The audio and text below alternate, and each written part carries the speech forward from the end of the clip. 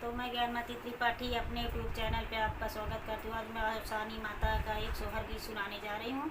आपको अच्छा लगे तो कमेंट में ज़रूर बताना। संजवाई ने मत भेजाए सबेरे मैया वही सबेरे मैया वही हो मैया बैठी हैं बीचे अंगना चौके आसन दई के चौके आसन दई के हो मैया बैठी हैं बीचे अंगना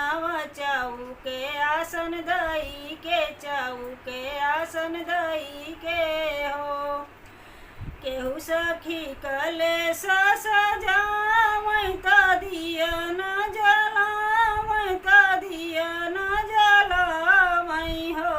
अरे केहू सखी पौआ पखारै तो अचरा से पहुँचै हो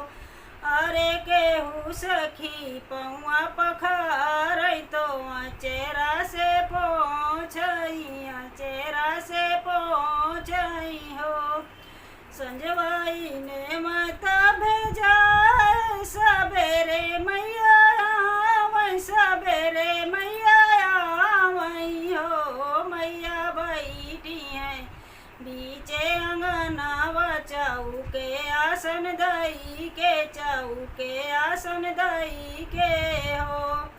केहू सखी भोगवा लगावै तो कुरवा लगावै तो कुरवा लगावै हो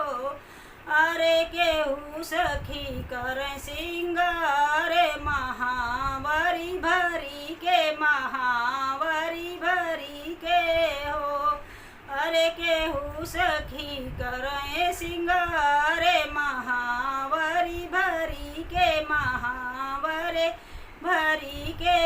हो केहू सखी ढोलिया बजावै तो केहू सखी गावै हो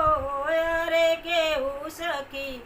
झूम झूम नाचै तो देख के मगने माई देख के मगने माई हो केहू के दिए माई अने धन सोनावा तो केहू के ललनवा हो अरे केहू के अमर आही बाते अवसानी मैया जय जय हो अरे केहू के अमर आही बाते अवसानी मैया जय जय हो संजवाए ने वता भेजाए सबेरे मैया वही सबेरे मैया वही हो मैया बैठी हैं बीचे अंगना चौके आसन दई के हो।